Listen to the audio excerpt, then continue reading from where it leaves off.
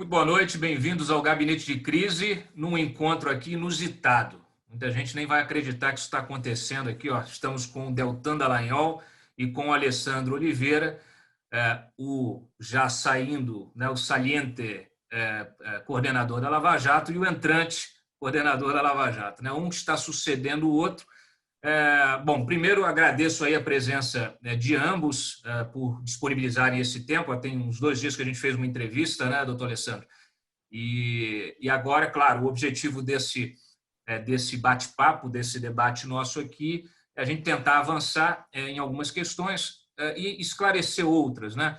Eu vi que vocês passaram aí os últimos dias tendo de tentar prestar alguns esclarecimentos, derrubando versões, né, que muitas especulações que surgiram em torno desta sucessão. Então, já de cara, eu queria ouvir de ambos justamente o processo, como se deu o processo de escolha. Deltan, Alessandro, vocês se falaram, agora não tem como um falar uma coisa e o outro dizer outra, porque se mentir, o outro vai dizer, não, não foi bem assim, não. Então, por favor, fiquem à vontade para esclarecer esse episódio, que obviamente é um episódio de muita relevância em função, é claro, né, de toda a importância que o Deltan teve nesse ano de Lava Jato, né, tendo incorporado o símbolo, né, do Ministério Público, da Força Tarefa nessa operação, que se tornou, obviamente, um divisor de águas, né, no combate à corrupção e uma referência não só no Brasil, como no resto do mundo. Então, por favor. Legal, Cláudio. Talvez eu possa começar, porque eu me vejo só como um aperitivo, viu? A refeição principal aqui é o Alessandro. O Alessandro é o cara que está entrando, né? Todo mundo já sabe o que eu falo sempre, então a novidade é ele. Então eu vou começar porque não vou ficar para depois, porque senão a minha fala vai ficar sem graça até. Agora, o que aconteceu foi que a gente identificou na minha família um problema familiar, né? Um problema de saúde de uma filha pequena. E essa questão foi muito recente, surgiu a coisa de 10, 11, 12 dias. E a gente identificou, porque a gente já tem, esse é o terceiro filho que a gente está tendo, então já teve 2 filhos antes, o que nos permitiu identificar esses sinais do terceiro filho. A minha mãe já trabalhou também como professora de crianças que tem esse tipo de quadro, ela veio aqui em casa, identificou os sinais também. A partir daí a gente acionou no mesmo dia, era um sábado retrasado, a pediatra. Aí começou a ter uma série de encaminhamentos, né, para médicos. A gente passou semana passada dando atenção para isso, e na quinta-feira da semana passada a gente teve consulta com uma neuropediatra e com um psicólogo. E aí a gente sabia, estava bem claro, que existia um quadro que precisa de tratamento, independentemente do diagnóstico estar encerrado, de estar claro, de estar batido o martelo. E que isso ia demandar muito tempo, muita dedicação dos pais da família. Nessa semana agora, já com a evolução, né, das consultas, das conversas, o médico recomendou 40 horas semanais de terapias, sendo 15 em consultório e 25 em casa, dadas pelos pais, dadas pela cuidadora. Então, isso vai exigir uma dedicação muito intensa nossa. E na quinta-feira, sabendo desse quadro, eu consultei pela primeira vez algumas pessoas, consultei o Alessandro, que prontamente se voluntariou se ele fosse o mais antigo dentro da Procuradoria da República, tem interesse no caso, porque dependeria desse fator objetivo, ele se prontificou a assumir. Ele falou, nossa, eu assumiria com o maior prazer. E eu identifico isso no Alessandro como uma manifestação dele de sempre alguém, eu sempre vi nele alguém disposto a se dar para novos desafios, a abraçar novos desafios e a se dar. Eu identifico nele, eu até nunca conversei com ele sobre isso, mas pela trajetória, pelo que eu convivi ao longo de 10 anos, eu identifico nele uma pessoa que quer dar uma contribuição maior para a sociedade, para o país. Eu lembro que lá atrás, em 2004, 2005, eu vou encerrar logo, tá? Estou falando demais já. Mas lá para 2004, 2005, eu estava num conselho que se chama Conselho Penitenciário, em que é um trabalho a mais. Então, além do teu trabalho ordinário, você tinha que fazer isso. E quando eu fui sair, quem se voluntariou para assumir foi exatamente o Alessandro, porque era um novo desafio, eu não ia ganhar mais nada com isso, a não ser uma montanha de trabalho a mais para fazer, e foi ele que se dispôs lá a fazer. Ele foi um apoiador tradicional da Lava Jato, sempre apoiou o nosso trabalho, alguém independente, competente, dedicado, experiente, já trabalhava na área de corrupção em Curitiba, e a partir desse primeiro contato com ele, eu conversei com a minha família, a gente tomou uma decisão familiar, de família, 100% a nossa decisão foi baseada na situação da minha filha. E a partir daí, sexta-feira, a gente conversou mais uma vez, e segunda-feira a gente bateu o martelo e começou o processo formal, que a gente ia divulgar na quarta, mas acabou sendo antecipado pela imprensa, aí foi uma loucura ali de entrevistas. O Alessandro ainda nem tinha se inteirado, já estava precisando dar entrevistas, esclarecer, levar informações, e na minha visão ele tem se saído muitíssimo bem. A com a orelha já, inclusive, deve estar já porque já tem uns 3 dias que eu vejo o Alessandro com esse fone de ouvido aí, né, Alessandro?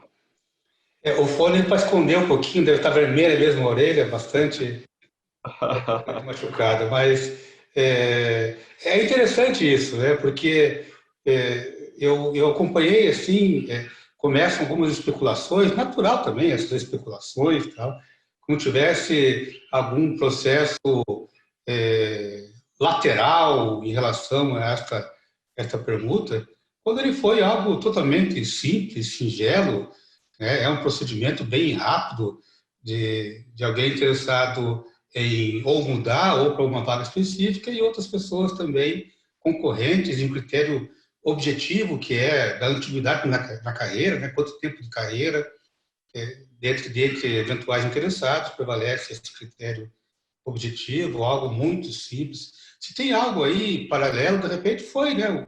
Eu tive um cuidado, por exemplo, de conversar com o Deltan, estar mesmo seguro dessa questão, enfim, aí ele, ao me esclarecer que, enfim, é uma decisão realmente muito, muito segura, porque o Deltan ele transformou-se num ícone na Lava Jato, mas um ícone não só porque é normal nós individualizarmos grandes eventos, grandes conquistas, mas porque ele de fato exerceu esta liderança, ele de fato congregou tudo que existia e existe até hoje ainda de mais moderno em termos de técnicas de investigação e acabou então centralizando as atenções e coincidiu dele ser o coordenador da Lava Jato, por isso que eu, antes de me apresentar, tive que obter, e obtive certamente, esta segurança.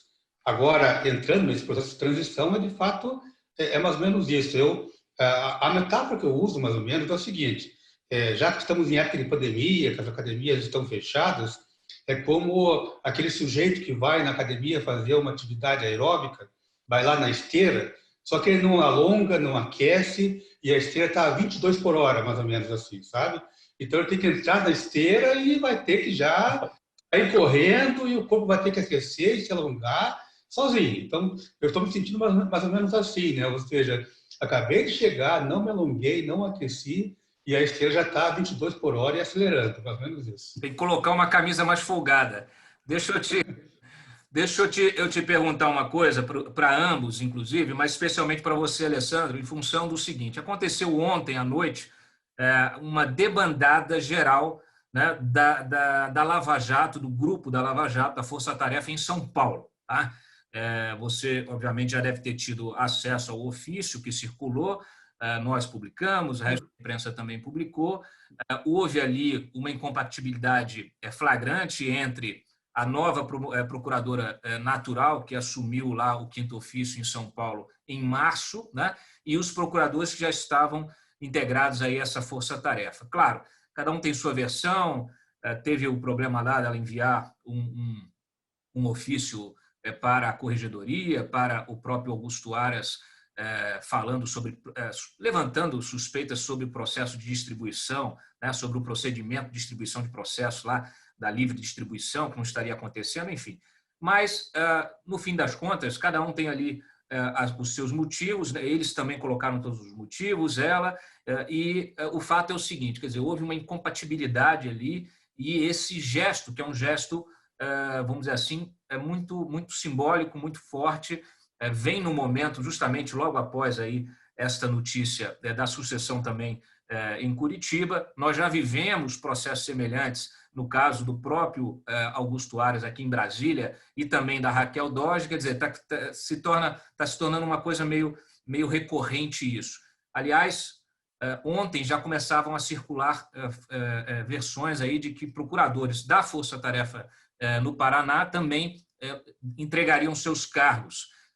Eu queria saber de vocês o que realmente está acontecendo, se esse processo de São Paulo atinge de alguma maneira a força-tarefa no Paraná, e se você, Alessandro, já teve a oportunidade de sentar com os demais, são 14, né, mais 14, 15 procuradores, se você já teve a oportunidade de sentar e alinhar, vamos dizer assim, afinar a viola com o resto da turma.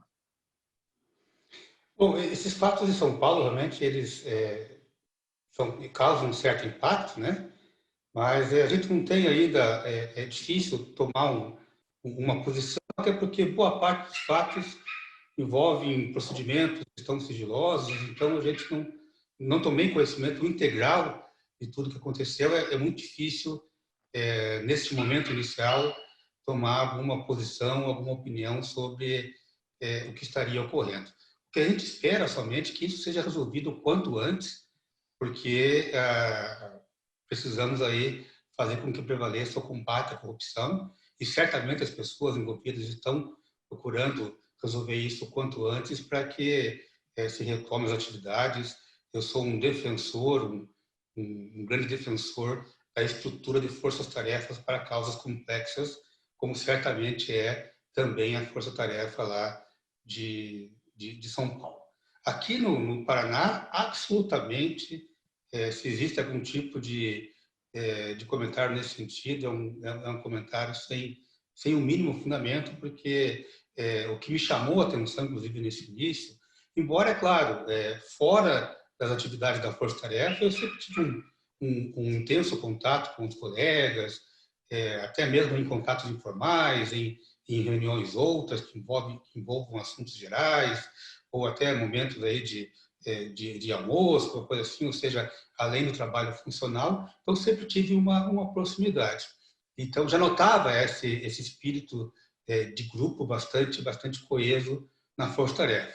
E só aumentou ainda mais essa visão quando percebi que realmente a coesão dos integrantes da Força-Tarefa é algo que impressiona. Já me reuni com o pessoal, claro, e pude perceber bem esta característica, e todos continuam bastante empolgados com a atividade, não há mínimo indicativo de alguém querendo se retirar. Pelo contrário, eu sou um que estou incentivando até para a gente tentar ampliar, inclusive, a força-tarefa, porque atividade e trabalho é o que não falta ali. Perfeito. Cláudio, o espírito da equipe é bem esse. O espírito da equipe é de acolher o Alessandro, é de apoiar, é de ajudar, é de permitir o ambiente para ele se integrar completamente. O Alessandro é um colega respeitado, competente, dedicado, experiente, então todo mundo está recebendo ele super bem. E ele também está entrando do modo melhor possível, com uma visão democrática de trabalho em equipe, conjunto, com a ideia de seguir a própria colegialidade que sempre guiou as nossas decisões internas, com uma visão muito equilibrada. O que aconteceu em São Paulo foi uma incompatibilidade entre o promotor natural, digamos que seria o Alessandro de São Paulo, né, e a equipe.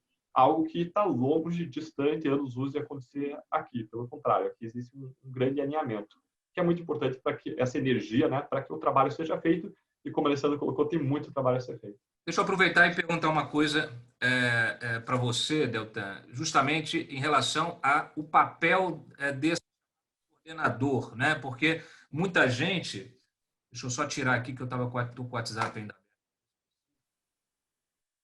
Não ficar a notificação. Bom, muita gente tem curiosidade para saber exatamente qual o papel que exerce o coordenador da força-tarefa, né? Se ele há muita dúvida, por exemplo, em relação ao ritmo que vem sendo imprimido desde o início, né, da Lava Jato, o ritmo de investigações, um ritmo bastante acelerado, né? A gente até comentou sobre isso na conversa com o Alessandro, nós conversamos sobre isso, e há muita gente que associa esse ritmo, né, bastante firme, bastante acelerado, a você, como se fosse uma coisa assim, que fosse o retrato da tua gestão, vamos dizer assim. Então, essencialmente, qual é a influência que terá, né, o que tem o coordenador de uma força-tarefa para o ritmo, para a condução, para a direção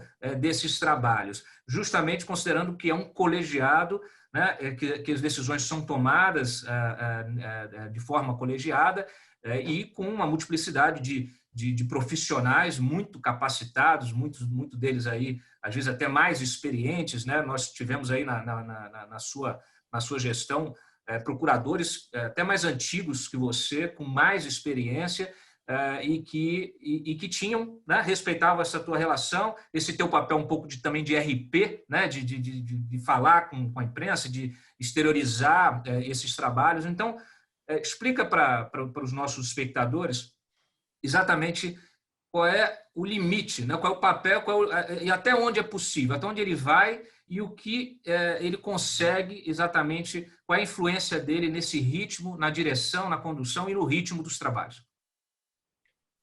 Cláudio, numa força-tarefa como essa de Curitiba, o trabalho é tão grande, ela é tão grande que acaba acontecendo uma espécie de gestão compartilhada. Não só as decisões são tomadas colegiadamente, mas as próprias funções de coordenação são compartilhadas. Então, existem outros colegas, como o Júlio Noronha, que exerce de modo muito brilhante a função de gestor internamente, Orlando Martello, que faz a parte de cooperação internacional, foca nisso, mas ajuda muito na gestão, o Paulo Galvão, que participa da interlocução sobre os acordos de leniência, que também está na parte de gestão, e existem os grupos operacionais. Agora, todo mundo faz um pouco de tudo. Eu acredito que o principal papel do coordenador, e você vê a importância disso quando você olha para São Paulo, né? Você teve uma disrupção, porque a pessoa que assumiu a função de promotor natural tinha uma incompatibilidade com o grupo. A principal função do coordenador é manter essa equipe unida, é servir, é ser um trampolim, uma escada, é buscar permitir as condições para que cada um seja a melhor versão possível de si, é a função de ser uma espécie de lubrificante numa grande engrenagem. Nós temos ali 14 procuradores, 30 servidores, estagiários, então é uma grande engrenagem que está rodando e o papel meu, o papel do Alessandro, o papel dessas outras pessoas que também ajudam e que contribuem, que estão na função de coordenação, é o papel de ser lubrificante. Naturalmente, o Alessandro vai ter também uma proeminência na voz pública da operação, porque ele acaba sabendo de tudo que está acontecendo, porque ele tem essa representatividade, vai ser um porta-voz muito relevante, vai ter muitas informações, vai poder fazer várias análises que são importantes para ser levadas para a opinião pública, para o conhecimento público, para o debate, que são análises de interesse público do combate à corrupção e do que está acontecendo na operação. E, por estar nessa função também de azeitar, várias vezes você vai precisar dar atenção para determinadas peças dessa engrenagem. Então, por exemplo, vai ser feito um acordo de leniência, um grande acordo de uma empresa, só que um dos procuradores está afastado por licença médica. Você vai ter que entrar ali, você vai ter que ajudar. Então, ele vai saber um pouco de tudo, ele vai saber o que está acontecendo nos diferentes lugares, ele vai ajudar, vai olhar uma denúncia, vai ajudar estrategicamente numa decisão que precisa ser tomada, numa investigação. Ele vai ser meio que um grande apoiador. Essa é a função, na minha visão, das pessoas que exercem esse papel de liderança, e é algo que eu tenho certeza que o Alessandro fará muito bem e vai honrar os quadros do Ministério Público pelo meio da sua atividade e do seu papel. Você quer comentar alguma coisa nesse sentido, Alessandro? É bem isso mesmo, acho que exauriu tudo que é possível mencionar. O coordenador, ele tem esse papel externo, ele acaba tendo mais visibilidade, porque ele acaba sendo a voz da força-tarefa, e tem também esse papel interno, quase que um coringa em relação a alguns setores, e bem por isso precisa ter constantemente essa atualização e essa visão panorâmica mesmo do que acontece internamente. Eu queria saber se você, Deltan, vai ensinar o Alessandro a mexer no PowerPoint, porque eu perguntei para ele se ele sabia mexer, ele disse que não, se ele ia usar o PowerPoint, ele falou, não, eu sei pouco mexer no PowerPoint. Você vai, nessa transição, você vai tentar ensinar? Não sei se também se ele vai querer aprender. Demora muito para chegar ao meu nível de habilidade, viu, Cláudio? Acho que se ele tiver uma aula com o filho dele, aí, que, né, a pessoa já viu, já apareceu numa aula, se ele tiver uma aula com o filho dele, de uma hora, acho que ele já chega no meu nível de habilidade aí. Agora, a Força Tarefa ela acabou, depois de várias entrevistas coletivas, usando explicações gráficas, né, já acabou abandonando esse método em razão de um debate público em que muitas pessoas consideraram que esse não era o melhor modo de apresentar. Por várias sessões foi considerado que era um bom método, mas depois daquela famosa apresentação envolvendo esse presidente, se entendeu que não era o modo mais adequado e a nossa vida é uma vida de aperfeiçoamento, né? Nessa ideia de constantemente aperfeiçoar, a gente acabou mudando o modo de apresentação. E eu tenho certeza que assim a gente aprendeu muito. A vida é uma jornada, né? A Lava Jato é uma jornada. A Lava Jato é fruto de um grande aperfeiçoamento anterior. Veja que não existiram outras operações antes que alcançaram resultados parecidos. Então, ela foi fruto de um grande aperfeiçoamento. Ela, dentro dela, se aperfeiçoou muito e certamente seguirá se aperfeiçoando aí ao longo dos próximos Alessandro, tem TikTok, tem vários aplicativos novos para fazer a apresentação.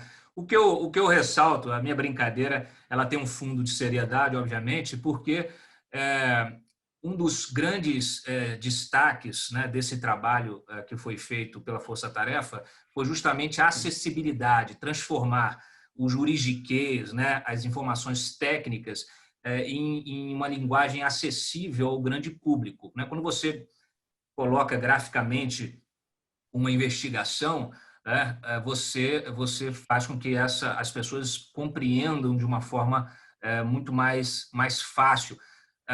Você tem alguma ideia, Alessandro, de dar essa acessibilidade, né, ao público? Sabe que este é uma das ideias que a gente pretende manter, porque é um dos grandes legados que o Deltan e a Força Tarefa deixa para a sociedade. Eu costumo usar a seguinte comparação.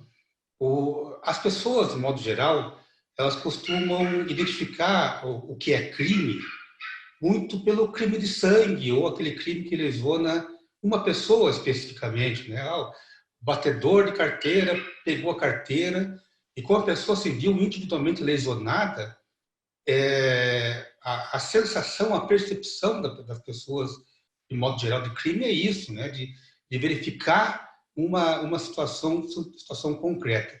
O grande legado da Lava Jato, ou um dos grandes legados, talvez tenha sido isso, demonstrar para a sociedade que o agente que se corrompe, o agente público, seja ele agente político ou servidor público, ou tudo que envolva patrimônio público, dinheiro público, ele é um assassino.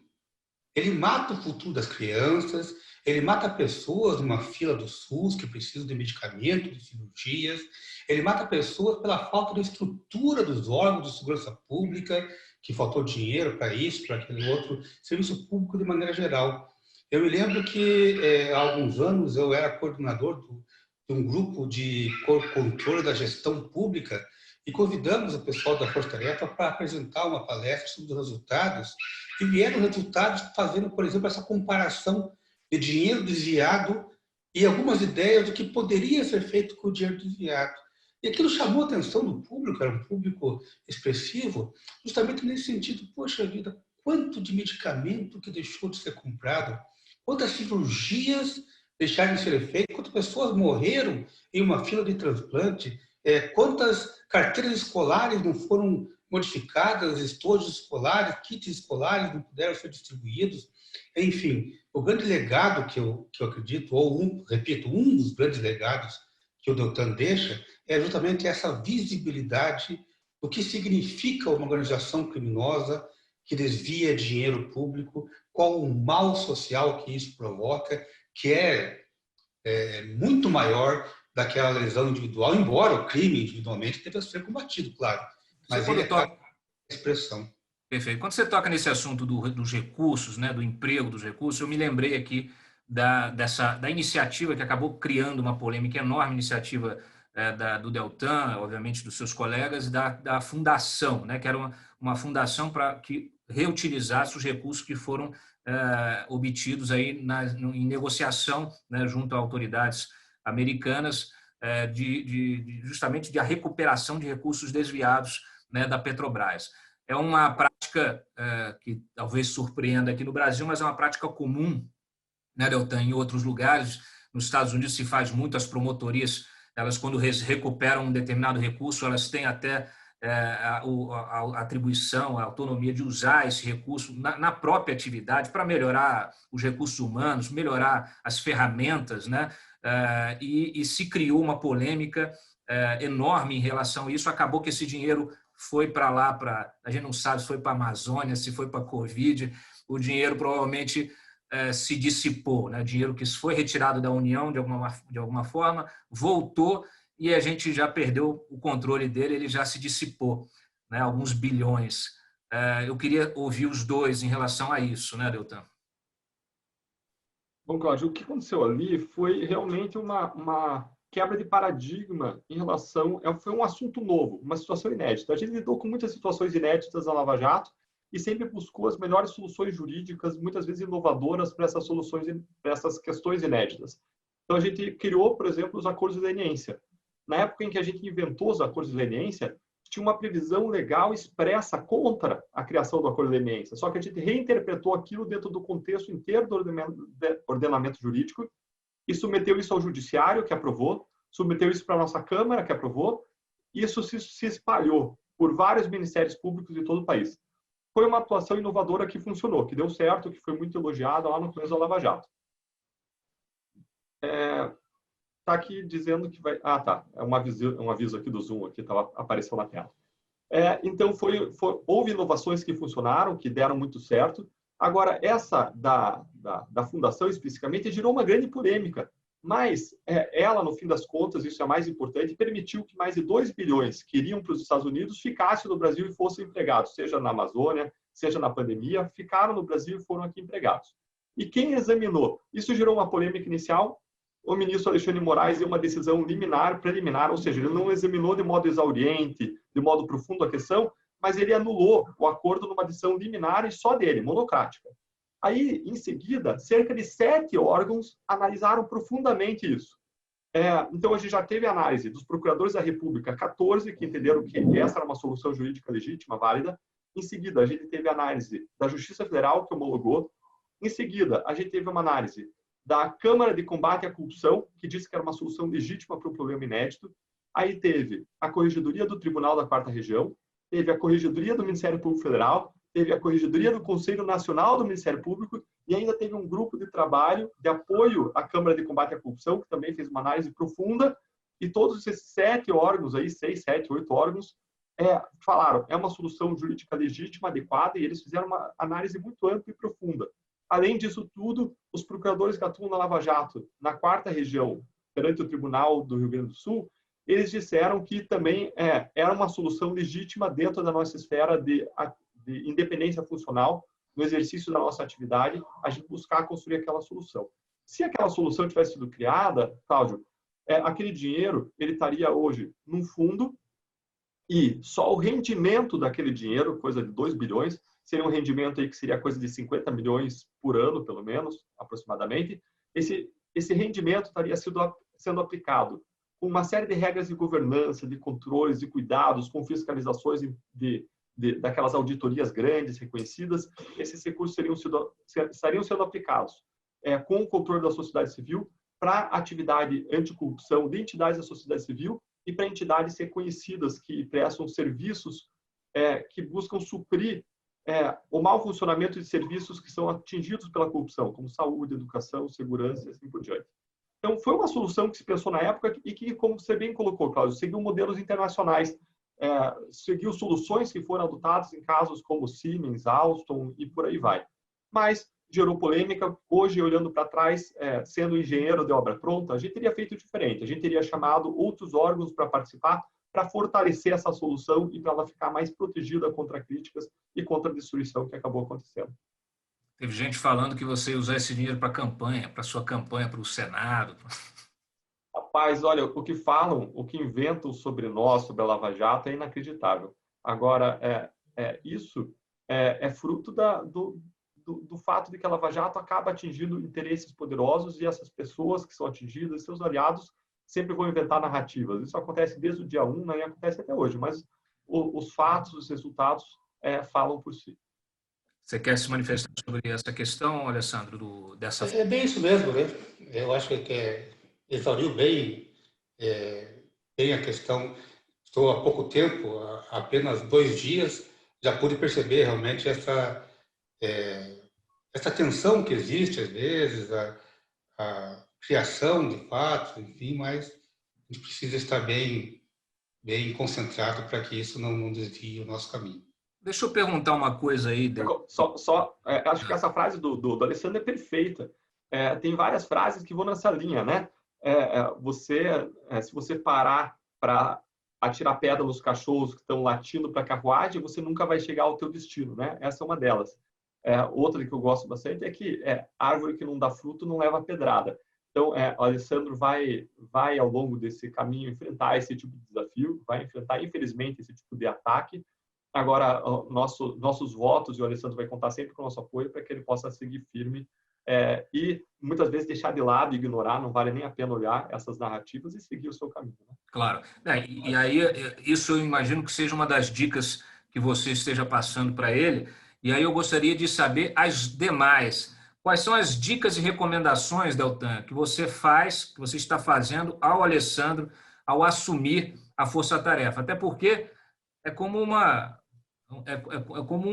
criança, né, que você cuidou aí durante 6 anos, né, e está agora entregando, obviamente, não é sua filha, mas é uma espécie, né, metaforicamente falando, é uma criança também, né? Ela é parte de uma coisa que você se dedicou, a qual você se dedicou durante os últimos 6 anos, né, e que agora você está entregando, é uma obra que você está entregando para o Alessandro. Que dicas e recomendações você está, pelo menos as principais que você está passando, ou que já passou para ele?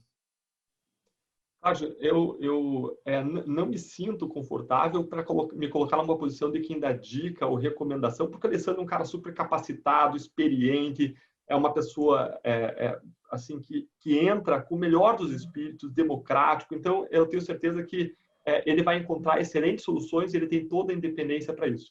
Agora, eu compartilhei com ele, venho compartilhando, sim, um pouco da experiência e daquilo que eu senti ao longo do caminho, que foram alguns acertos, alguns erros, para que ele possa acumular essa experiência e ter isso como pano de fundo para a tomada de decisões. Então, eu compartilhei um pouco com ele, a gente teve uma conversa ontem que eu compartilhei um pouco sobre não só o funcionamento do grupo, mas sobre essa visão que eu contei até antes, sobre a visão que eu vejo do coordenador, o que eu acho que é o papel principal do coordenador, que é ser uma engrenagem, ser um lubrificante naquela engrenagem de 14 procuradores, de 30 servidores. Compartilhei com ele um pouco sobre comunicação, inclusive sobre, às vezes, algumas pegadinhas, né? Aquelas famosas cascas de banana que o jornalista, claro, fazendo seu papel, às vezes faz uma pergunta que quer que você responda sim ou não, mas ele faz assim, você desenvolve toda uma crítica técnica, uma decisão judicial, por exemplo, aí vem e fala, então, o senhor está dizendo que essa decisão é absurda, né? Coloca aquele adjetivo assim, só para você falar sim, né? Porque você fez toda a explicação que mostra que aquela decisão é absurda, mas aí vai ser aí na manchete. Fulano disse que essa decisão é absurda, que acaba muitas vezes não sendo saudável. A gente conversou sobre aspectos de comunicação, sobre aspectos de funcionamento da força-tarefa. Agora, de novo, tenho certeza que o Alessandro vai ter toda a experiência, conhecimento e independência para tomar excelentes decisões ao longo do caminho. Você pediu alguma dica, alguma recomendação para o Deltan, Alessandro? Olha, é que o Deltan era muito modesto, todos perceberam isso, né? Na verdade, foi uma condição para eu poder me apresentar essa vaga. Eu falei, ó, Deltan, eu só vou se você realmente estiver sempre por perto e tal, porque a gente vai precisar recorrer aos seus conhecimentos, porque essa experiência é uma experiência que não se encontra em livro algum, uma experiência que não se encontra não há como se buscar ela através do tempo, é só o tempo mesmo, só essa convergência do tempo e do trabalho, e a Lava Jato é um intensivão de trabalho, de atividades, e ele me prometeu que apesar de formalmente não estar ali, ele vai estar à disposição. Eu tenho a impressão que eu vou incomodar bastante o Deltan aí, ele vai até se arrepender dessa promessa que ele fez, porque a gente precisa recorrer à experiência e, acima de tudo, à competência que ele tem aí no decorrer dos Eu anos. gostaria muito que você incomodasse também o pessoal lá do Supremo Tribunal Federal, porque, por exemplo, né, a gente tem visto decisões como a do Lewandowski de ontem, que inovou mais uma vez, né, e o caso do Lula, do Instituto Lula, está para prescrever em dezembro, né, ou pelo menos não tecnicamente, mas quando ele for colocado, se passar dos 3 meses aí que restam para a prescrição dos principais crimes, aí o que se terá é a prescrição real dos crimes, né, de corrupção e lavagem de dinheiro. A gente tem visto o Supremo destruir o trabalho que foi feito e a partir de uma série de recursos que são incontáveis, que eles não param, né? Muitas vezes você tem condenações que são confirmadas em segunda instância, em terceira, que já foram confirmadas pelo próprio Supremo, e de repente você tem aí aqueles recursos infindáveis fazendo ali pressão aos advogados, esses advogados que gostam de andar de bermuda aqui no Supremo, né, que eles fazem muito os chamados embargos auriculares e acabam conseguindo destruir um trabalho que foi feito tecnicamente de forma perfeita, né? Você, Alessandro, acha que é possível, como um procurador de primeira instância, mas que já tem esse relacionamento também aqui com o pessoal da PGR, no papel de coordenador de uma força-tarefa importante e que precisa sustentar, né, esse trabalho que foi feito, você acha que é necessário, além do trabalho técnico nos autos, um trabalho de relacionamento institucional com esses órgãos, com os ministros, com a própria Procuradoria? Eu não tenho dúvida disso, sabe? Essa questão desse caso específico eu não tenho condições de avaliar de maneira profunda porque não conheço. Mas, de modo geral, existe um problema no sistema judicial brasileiro, e sistema judicial que eu digo de maneira ampla, incluindo aí polícia, Ministério Público, Judiciário, né?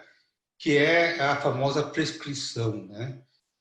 A prescrição ela deveria ser uma anomalia no sistema.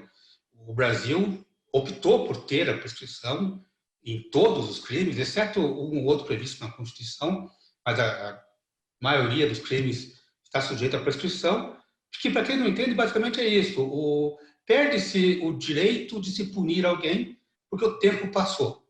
Né? O crime foi cometido, foi confirmado, mas ele né, não cumpre a punição porque, em tese, teria que ser teria um tempo ali de cumprimento para isso, né?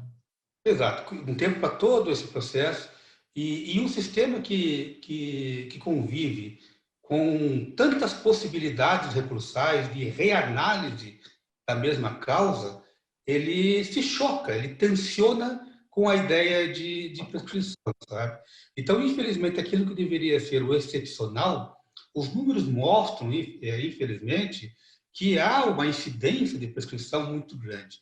Isso precisa ser observado, sabe? Uma das nossas bandeiras para poder renovar em termos de discussão jurídica, talvez seja a questão da prescrição, sabe? Uma forma de talvez priorizar processos que estejam próximos da prescrição, ou quem sabe retomar a ideia que o pessoal acaba colocando como etiqueta, né? Prisão em segunda instância. Na verdade, a questão é um pouco mais complexa do que a mera prisão em segunda instância, mas cumprir aquilo que o sistema judicial, em 2 oportunidades, em uma delas de maneira colegiada, a última oportunidade em que se avalia fatos, disse que alguém cometeu efetivamente um crime e nada mais natural, inclusive do ponto de vista jurídico, que já comece a cumprir aquilo que, uma consequência por aquilo que ele já cometeu. Então, assim, a prescrição e inúmeras consequências que orbitam nesse fenômeno, a gente precisa, talvez, revisitar no sistema brasileiro, porque aquilo que é o excepcional está se tornando o normal, e isso não é nada salutar, nada saudável para o nosso sistema de justiça. Ô, Deltan, você teve uma experiência que ela não é comum, obviamente, entre os procuradores, promotores, etc., que foi a experiência de conduzir a elaboração de uma lei, né? As 10 medidas foi um processo, um trabalho que talvez tenha te dado essa primeira grande exposição e um contato direto com o Congresso Nacional, justamente com muitos dos políticos que você denunciaria. Tá? Você se arrepende desta iniciativa, ou do teu papel nessa iniciativa? Você recomendaria algum tipo de atuação ao Alessandro nesse sentido, de qual deve ser a participação política do Ministério Público, justamente para tentar garantir os avanços, ou pelo menos evitar o retrocesso dos avanços institucionais que a Lava Jato conseguiu, e muitos deles já estão acontecendo? Legal. Cláudio, para entender um pouco o que foram as 10 medidas, tem que entender um pouco aquele momento histórico. Em 2014 e 2015, a experiência brasileira era uma experiência de absoluta impunidade em relação aos crimes de corrupção, em relação aos crimes de colarinho branco. A gente tinha tido várias operações como Satyagraha, Boi Barrica, como Castelo de Areia, como Dilúvio, Pôr do Sol, que foram todas ralo abaixo em razão, em geral, de anulações, e uma série de casos que prescreveram, como o propinoduto, como uma parte do caso Pôr do Sol prescreveu, uma parte significativa, outra parte foi anulada, como o caso envolvendo o Banco Econômico, um grande caso também. Então, e pesquisas já apontavam que 97 a cada 100 casos de corrupção acabavam em plena impunidade na área criminal. E a gente tinha vivido, eu, Carlos Fernando, Januário, Orlando, que trabalhamos primeiro no caso Banestado e depois viemos trabalhar no caso Lava Jato. O que a gente tinha percebido? Que todo o nosso esforço, todo aquele caso inédito em que a gente aplicou novos instrumentos, criou a colaboração premiada, os primeiros acordos de colaboração escritos, clausurados, foram feitos por nós lá atrás, 2003, 2004, 2005, 2006. O que a gente percebeu é que a gente tinha acusado 680 pessoas e pouco mais de 10 tinham sido punidas. Isso até o começo da Lava Jato. Então, e mesmo depois, não mudou muito, sabe? O que é um resultado horrível, né? Imagine se você, sabe, um agricultor planta 680 árvores e nascem 10. Você tem vontade de pendurar a tua chuteira. Você diz, não, tem alguma coisa está errada. Então, naquele momento, a nossa conversa foi, a gente precisa mudar o sistema, senão esse nosso trabalho não vai adiantar nada, vai todo por ralo abaixo. E a própria Lava Jato, ainda que ela tenha funcionado e dado resultados, ela é um ponto fora da curva. O resultado comum, padrão do sistema, a curva do sistema comum é a impunidade. Então, essas mudanças ainda precisam vir, Cláudio. E naquele momento, a gente fazendo essa reflexão, para que todo o trabalho que a gente estava tendo em 2014 e 2015 não fosse por ralo abaixo, a gente começou a elaborar propostas de mudança que começaram a ser elaboradas a partir de uma série de colegas muito experientes e especialistas do Ministério Público, alguns de fora, e isso resultou naquele grande projeto que acabou sendo conhecido como as 10 medidas contra a corrupção.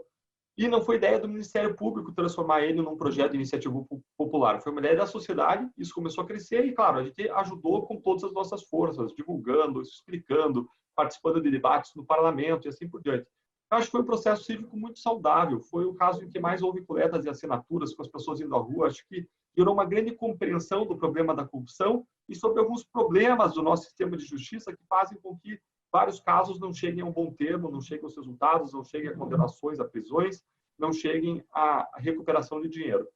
E ainda que essa proposta tenha sido enterrada numa madrugada no final de 2016, ela representou um movimento que envolveu a sociedade. Várias pessoas passaram a perceber que o caso Lava Jato não era uma atuação bitolada de procuradores querendo cortar cabeças de pessoas. Não, é uma luta por algo melhor, é uma luta movida por amor, por compaixão, por reduzir índices de corrupção e de impunidade. E, quando a gente olha para trás, movimentos como esse, ainda que deem errado em determinados momentos, eles tendem a ter efeitos por longos períodos de tempo. Veja a própria emenda Dante de Oliveira, que era a emenda famosa da redemocratização lá atrás, no começo da década de 80. Ela foi enterrada também numa madrugada no Congresso, depois de toda aquela movimentação e mobilização que se chamou Diretas Já. Mas aquela mobilização empurrou a história e veio a redemocratização meses ou anos depois. Do mesmo modo, eu vejo que essa mobilização, tudo o que aconteceu e todo esse grau de conscientização é algo que entra e é incorporada na nossa marcha civilizatória e é um ganho intangível que vai permanecer. É um ganho que depois você se engajar por algo, por uma causa, né? Você conhece, você luta de modo muito mais fácil por aquilo. Então, eu acho que é um grande ganho da sociedade brasileira. Agora, hoje, a gente não vive mais um momento como aquele que a gente vivia. Hoje, em razão do decurso do tempo, do cansaço do assunto, do fato de que muitas pessoas são investigadas, não ocupam mais posições de poder, a Lava Jato não tem mais aquela visibilidade que já teve, muitas pessoas não estão mais engajadas, surgiram outras pautas, a própria pauta da recuperação econômica, da pandemia, pautas relevantíssimas, e hoje eu não vejo mais um ambiente para algo tão relevante, ou uma mudança tão drástica no sistema, mas existe espaço para avanços pequenos, mas muito importantes, como aquilo que o Alessandro já estava defendendo. E ele está fazendo a mesma coisa que eu fiz lá em 2016, quando ele fala da importância da prisão em segunda instância. Isso vai para além do nosso caso concreto. Isso muda Sim. todo o sistema, mais impacta o nosso caso. E é isso que o Ministério Público tem que fazer. O Ministério Público é agente de transformação. A gente tem que dar cara, a gente tem que pedir a transformação e a mudança de regras para que os nossos processos cheguem ao bom termo, para que as nossas investigações cheguem ao bom termo, para que os criminosos sejam responsabilizados, para que o dinheiro seja recuperado. Então, eu acho que hoje, o que eu acho que é importante é fazer isso que o Alessandro fez, é trazer o tema para o debate público, é dizer a gente precisa da prisão em segunda instância, a gente precisa do fim do foro privilegiado. Se eu fosse escolher 2 pautas, seriam essas hoje. Alessandro. Perfeito, perfeitas considerações. Esse papel que vai além da Lava Jato, vai além do caso concreto, é importantíssimo, pelo menos fica aquele embrião da sociedade, do engajamento, da importância desse tema. Uma pergunta meio... Minha esposa está passando aqui atrás, pelo menos ela não está como daquele comediante, né? Do Fábio, passando pelada atrás, né? Ela está vestida. Esse negócio de home office é uma tragédia. Ok. Olá. Deve estar... Olha a cara de felicidade dela, que você agora vai ter mais tempo para ela, para a família. Exato, isso mesmo. Isso mesmo. Eu tava comentando, Alessandro, quando você estava entrando aqui, que eu também ouço muito da minha esposa, assim, você esquece de comprar um negócio no mercado, você lembra de tudo da Lava Jato, mas esquece uma coisa do mercado. Deixa eu te fazer uma pergunta meio óbvia. Assim, você está em home office, né? Esse teu trabalho que você fazia com a Lindora aqui, em Brasília, ele deveria ser em Brasília ou não? Ou ele, assim, se não tivéssemos na pandemia, ele estava sendo feito em Brasília antes, né? Porque você me disse que começou isso já em 2018, a fazer esse acompanhamento dos acordos, né, de delação premiada. Não, ele é feito aqui a partir de Curitiba, porque houve um período que eu acumulei o meu ofício de origem, né, com as atividades no GT. E aí um pequeno período antes da pandemia que eu acabei ficando exclusivo. E não houve tempo dessa transição realmente para ficar com um deslocamento, inclusive, de gabinete e tudo mais para Brasília, de forma que nesse período eu trabalhei a partir de Curitiba, ora acumulando, ora não, atividades com ofício de origem. Agora, você fez uma permuta com o Deltan. Por que o Deltan não vai assumir essa função de assessoria da Lindora, o Deltan? Porque essa função não é uma função permutável. O que é permutável, o que a gente permutou, foram os ofícios em Curitiba. Então, o Alessandro ocupava um ofício de combate à corrupção em Curitiba e eu ocupava outro. No meu estava Lava Jato. O que a gente fez foi a mudança. A gente fez uma dança de cadeiras, uma mudança. Eu assumi todas as funções dele nesse ofício. Agora, a atuação junto à PGR é um outro tipo de atuação que depende aí de um convite da PGR, de uma atuação junto a eles que hoje eu não teria nem condições, ainda que fosse convidado a exercer, né? E acredito que talvez não tivesse nem ambiente para exercer. Mas, o Alessandro teria que te dar umas dicas. Exatamente. Bem, tem algum caso de relevo, assim, obviamente que seja público, Alessandro, que você estivesse tocando no teu ofício, que agora vai passar para o Deltan? Tem alguma coisa assim?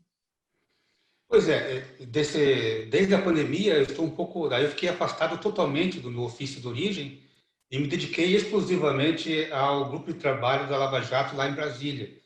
E aí não pude acompanhar. Tinha alguns casos bem interessantes, né? Só que eu não sei em que fase que eles estão. Por exemplo, que foram bem comentados, aquele caso de desvio de verbas públicas da Universidade Federal, de bolsas, né? Ficou bem uma grande divulgação. Só que, enfim, comparando os valores dos desvios de bolsa da Federal com a Lava Jato, aí fica uma comparação complicada, porque é algo íntimo em relação ao que nós temos na Lava Jato, né? Tinha esse caso. Já estou vendo, já tô vendo reitor preso, aluno preso. Tinha um caso também de desvio de operação de câmbio com operadoras na região oeste de Foz do Iguaçu, que era uma atividade bastante complexa para um serviço ordinário, né, digamos assim. Mas, afora isso, interessante, e tinha também alguns casos de processos com júri, que na Justiça Federal é algo raro, né? Na Justiça Estadual é o dia a dia de um promotor, de um juiz de direito na área criminal, a atuação em júri. Na Justiça Federal, isso é raro. E eu sou uma pessoa... Está falhando um pouquinho. Não sei se é a minha ou se é a dele. É a dele, né? Está falhando um pouquinho. Privilegiada nesse sentido. Eu já atuei em 5 júris como promotor.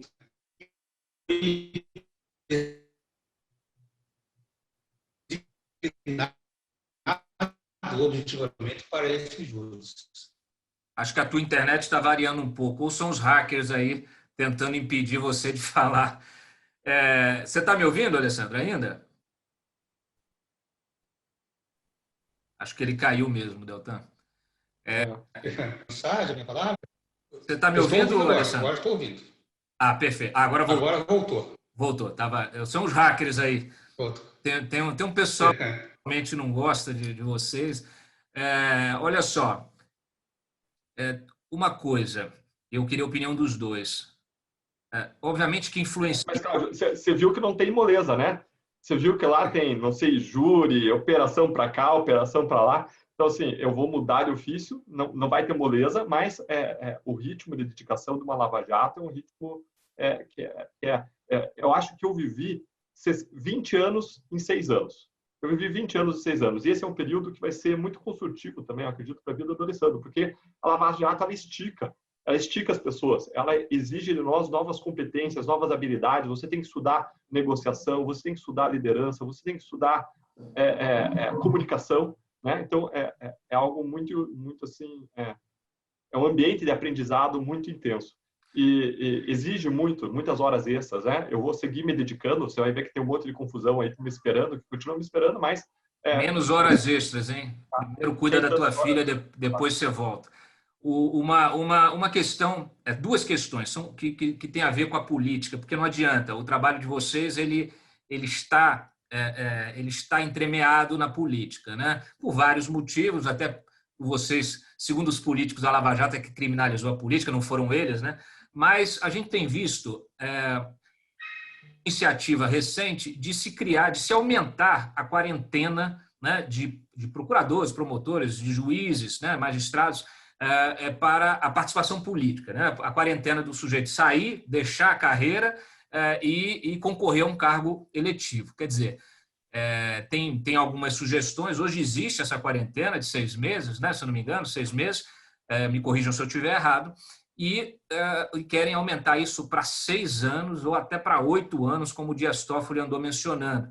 Eu lembrei até um dia no meu programa aqui que 8 anos é a condenação da ficha limpa, do ficha suja. O sujeito que é condenado por corrupção perde os direitos políticos por 8 anos. Quer dizer, você impedir que o agente, justamente o agente público que condenou, né, o político, o corrupto e tal, ele resolva participar da política e precisa ficar 8 anos afastado, você está condenando o sujeito sem que ele tenha cometido crime algum, né? Está condenando ele como se ele tivesse sido um condenado da ficha limpa. Primeiro, aí eu queria a opinião dos dois em relação a esse projeto. O que vocês consideram que seja ideal, considerando que, obviamente, deva haver limites, né? Nem todo servidor está imbuído dos melhores princípios, alguns usam mesmo o cargo para se destacar e depois abandonam a carreira, mas a gente sabe que isso é a exceção à regra. Deixa eu tentar apresentar, porque depois eu tenho um profundo conhecedor dessas questões e E se eu falar depois deles, eu não teria... Você não fala. Então, poderia... Não, o Alessandro, inclusive, ele atuou na área eleitoral aqui no Paraná. Ele tem um amplo conhecimento bem maior do que eu do assunto. Assim, ele é um especialista para falar disso. Legal. Porque, assim, eu tenho acompanhado essas discussões, assim, mas, com todo o respeito a quem defende o contrário, eu sinto muita dificuldade, eu não consigo evoluir meu pensamento para limitações do exercício de atividades do cidadão, né? Cidadania, realmente, assim, por integrantes de qualquer serviço público, né? É claro que se o sujeito utilizar o serviço público para ganhar algum tipo de vantagem, isso é o excepcional, e aí a gente vai criar uma regra, o coletivo acaba sendo punido por iniciativas errôneas individuais, né? Então, eu não consigo, realmente, eu sinto uma certa tristeza institucional cada vez que eu vejo uma limitação ao livre direito de manifestação de um servidor, especialmente do membro do Ministério Público, porque, assim, é como se ele tivesse uma menor cidadania, então ele não pode se manifestar como qualquer cidadão, ou ele não pode se candidatar, se ele assim se desejar. Não é meu caso, por exemplo, deixar bem claro isso, enfim, não tenho, não me sinto com um perfil de atuar para um cargo eletivo, deixo bem claro isso, mas se, por exemplo, eu tivesse algum perfil e desejasse, o sistema acaba te considerando um cidadão menor, parece, porque eu não posso manifestar em algumas De segunda situações, classe, né? exercer algumas atividades que qualquer cidadão poderia exercer, ou seja, o meu título de eleitor, ele não tem a mesma abrangência que qualquer cidadão. Eu realmente tenho certa dificuldade, é claro, com todo respeito às opiniões contrárias, mas eu realmente eu não consigo evoluir meu pensamento para essas limitações que às vezes são cogitadas. Bacana. Cláudio, eu vou ter uma outra conversa agora, que Sim. até tocou o Skype aqui, mas eu ofereço também uma contribuição e eu vou ter que deixar vocês, infelizmente. Mas vamos já encerrar. A gente só Tá, joia. me dá um minutinho que a gente já vai encerrar. Você tem alguma coisa para falar dessa questão ou não? Não, eu acho, na linha adolescente, eu acho que é algo maior do que isso. Acho que existe um espírito de retaliação, de vingança, muito motivado pela minha atuação, pela atuação do juiz Sérgio Moro. Que eu acho que é inadequado numa democracia em que você quer mais é que mais pessoas participem do debate público, mais pessoas participem, eventualmente, de eleições, sejam quem forem. Eu acho que promotores e juízes, de modo geral, são muito capacitados, são membros da sociedade que têm um conhecimento específico e têm a contribuir com o debate público por meio da liberdade de expressão e, eventualmente, mesmo no Congresso Nacional, aonde for. E eu não estou falando aqui de mim, não estou falando aqui do ex-juiz federal Sérgio Moro, mas estou falando de modo geral. O que eu acho é que existe sim um ambiente de vingança, de retaliação, que me parece bastante equivocado quando são pessoas que têm a contribuir. E esse ambiente de retaliação, como eu disse, se expressa não só em relação a cercear eventuais participações em eleições, mas também cercear a própria liberdade de expressão, cercear no debate público, o que também me parece muito, muito equivocado. Agora, só para dizer assim, eu estou falando tudo isso, mas hoje eu não tenho qualquer plano de sair candidato. Hoje eu tenho um plano de ajudar minha família. Até Perfeito. hoje o meu plano era investir na Lava Jato. Só para encerrar, última pergunta. A gente viu um governo ser eleito há 1 ano e meio usando a bandeira da Lava Jato. E hoje, esse governo e os seus apoiadores se juntam a outros, né, do passado que foram alvo da Lava Jato, petistas e etc., e se juntam todos contra a Lava Jato. Como é que vocês se enxergam nisso? Qual é a avaliação que vocês fazem dessa situação, que ela é realmente surpreendente, né? Alessandro? Assim, na verdade, assim, a gente vai seguindo a nossa carruagem do Lava Jato, vamos seguir nossos casos das investigações e os efeitos aí no cenário político que eles acabem sendo algo extra-Lava Jato e nesse campo que é o Os debate. cães ladram e a caravana passa. Enfim, a gente segue o nosso caminho. Deltan? Eu acho excelente a visão do Alessandro. A gente tem que fazer muito bem o nosso trabalho, concentrar nele, independentemente de fatores externos. Agora, ao mesmo tempo, eu vejo que a gente depende, assim, como sociedade, né, para a gente amadurecer nessa marcha civilizatória por integridade, depende da atuação de todas as instituições, independentemente se é governo, se é Congresso, se é Supremo. A gente precisa que as instituições apoiem o combate à corrupção e cabe aos cidadãos, aos brasileiros, buscarem isso, cobrarem dos seus governantes e, sobretudo, exercerem o voto de modo muito consciente na hora das eleições. As pessoas cobram, né, querem muito, mas aí vão lá e escolhem em quem vão votar pegando um santinho na rua. Não dá, né, Cláudio? O pessoal tem que pesquisar a vida do candidato, olhar o passado, o que fez, o que não fez, e ver se essa pessoa tem propostas concretas de combate à corrupção.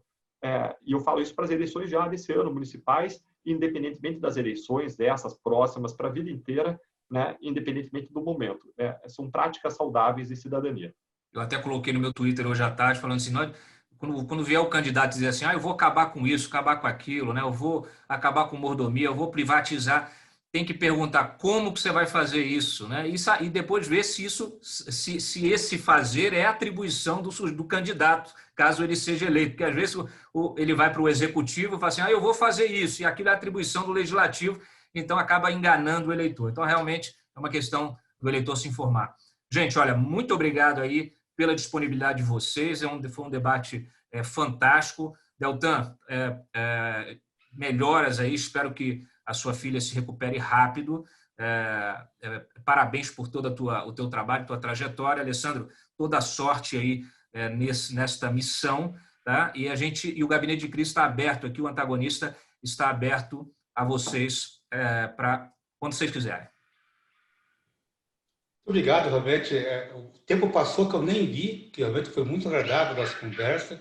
É aquele período que a gente se sente, vou desligar aqui e me sentir melhor do que estava antes de entrar nesse bate-papo tão informal, tão agradável e tão produtivo. Muito obrigado.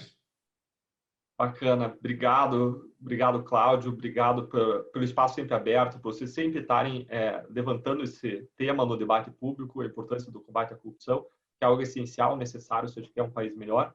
E eu encerro aqui com meus melhores votos para o Alessandro e dizendo que o Alessandro sempre vai contar com o meu apoio, porque eu conheço não só a intenção, mas o trabalho e o compromisso dele com o Crescimento. E faço melhores votos aí e tenho certeza que vai ser um excelente período de crescimento pessoal, de trabalho profissional e de resultados junto com essa equipe maravilhosa que acompanha a Lava Jato. Obrigado e um abraço a todos. Valeu. Um abraço a todos. E obrigado mais uma vez. Já chegaram no Coronavírus, pode preparar. Covid-19 está